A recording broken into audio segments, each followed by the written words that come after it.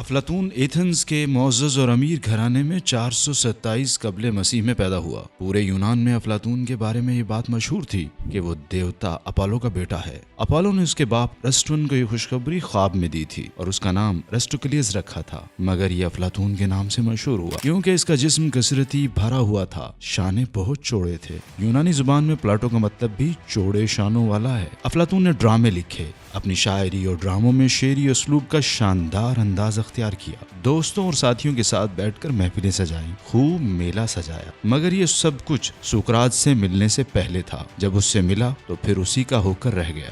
سقراط سے اس کی ملاقات بھی ڈرامائی انداز میں ہوئی۔ ہوا کچھ یوں کہ سقراط طویل مدت سے روز رات کو ایک خواب دیکھ رہا تھا۔ خواب یہ تھا کہ ایک ہنس کا خوبصورت بچہ اس کے سر پر منڈلاتا رہتا تھا، اس کی چونچ میں پھولوں کا ایک خوبصورت ہار تھا۔ وہ ہنس ہار سقراط کے گلے میں ڈال دیتا، پھر ایک مدھر گیت گاتا ہوا غائب ہو جاتا۔ سقراط یہ خواب بار بار دیکھ رہا تھا اور پریشان ہو رہا تھا۔ ہنس کے اس بچے سے ملاقات کا اشتیاق دن بدن بڑھتا جا رہا تھا۔ ایک دن وہ ایتھنز کے بازار سے گزر رہا تھا۔ ہنس کے بچے کا گیت اس کے کانوں میں گونجنے لگا۔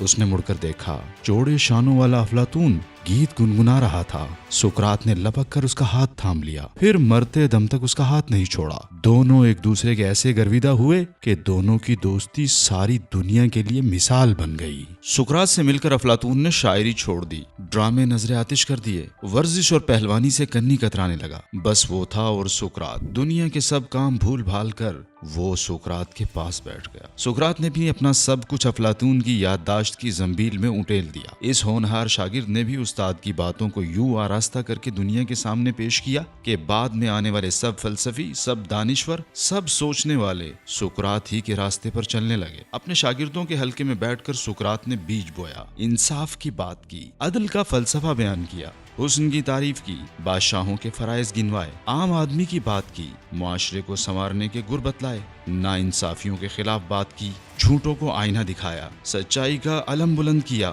ایتھنز کے حکمرانوں اور جھوٹے بناوٹی لوگوں کو سقراط کی یہ باتیں پسند نہیں آئیں۔ انہوں نے سقراط کا گھیراؤ کیا، جھوٹے الزامات لگائے۔ ایتھنز کے سب جھوٹوں نے مل کر سچ کو زہر کا پیالہ پیش کر دیا۔ سقراط نے ہنستے ہنستے زہر پی لیا اور حیات جاویداں پا لی۔ افلاطون نے بڑی بھرپور زندگی گزاری، ساری جوانی اپنے استاد سقراط کے پیروں میں گزار دی۔ سقراط کی موت کے بعد جب خود ادھیڑ عمری کی چھاؤں میں دم لینے کے لیے رکا تو مرتے دم تک اپنے شاگردوں کو پہلو میں بٹھائے رکھا، ان کے ساتھ راتیں گزار دی، انہیں وہ سب کچھ دیا جو اس نے سقراط سے حاصل کیا۔ سقراط نے افلاطون کو تراش کر ہیرا بنا دیا اور افلاطون نے ارسطو جیسے صاحب کمال ذہن کی تربیت کی۔ افلاطون نے استاد کی ہاں میں ہاں ملائی، لیکن ارسطو نے افلاطون کی ہاں میں ہاں نہ ملائی، بلکہ استاد کو آڑے ہاتھوں لیا، اس کے نظریات کو تنقید کا نشانہ بنایا۔ وہ اکیڈمی میں بیٹھ کر افلاطون کا لیکچر سنتا، جب لیکچر ختم ہو جاتا تو دوستوں میں بیٹھ کر افلاطون کے لیکچر سے خامیاں ڈھونڈ ڈھونڈ کر ان کے خلاف دلائل دیتا۔ ایک بار اکیڈمی کے ایک طالب علم نے افلاطون سے شکایت کی اور کہا، ارسطو ایسا کیوں کرتا ہے؟ آپ کی ہر بات کو رد کرنے کی کوشش کرتا ہے، آخر ایسا کیوں ہے؟ افلاطون نے مسکرا کر ناراض شاگرد کا غصہ دور کیا اور پھر کہا، دراصل ارسطو وہ بچڑا ہے جو اپنی ماں کا سارا دودھ پی کر اب ماں کو دولتیاں مار رہا ہے۔ افلاطون 80 سال تک بڑی ہنگامہ خیز اور خوشگوار زندگی گزارتا رہا۔ ایتھنز کے لوگ اسے دنیا کا پروکار بوڑھا کے القاب سے یاد کرتے تھے۔ یہ 347 قبل مسیح کی ایک رات تھی۔ افلاطون کے ایک شاگرد کی شادی تھی۔ افلاطون اس کی شادی میں شریک ہوا، ساری تقریب میں کرسی پر بیٹھا رہا۔ صبح تقریب ختم ہوئی تو شاگرد موج مستی سے فارغ ہو کر جب استاد کی کرسی کی طرف بڑھے تو افلاطون مر چکا تھا۔ سقراط کو جب موت کی سزا سنائی گئی تو افلاطون بیمار تھا۔ بیماری کے باوجود اس نے دوستوں سے مل کر جیل کے داروغے سے بات چیت کی کہ وہ سقراط کو فرار ہونے کی اجازت دے دے تاکہ وہ ساتھ والے ریاست میں جا کر پناہ لے جہاں ایتھنز کے قانون لاگو نہیں ہوتے، لیکن سقراط نے بات نہ مانی اور زہر کا پیالہ پی لیا۔ سقراط کی موت کے بعد ایتھنز کی حکومت کے خلاف افلاطون کی نفرت بڑھ گئی،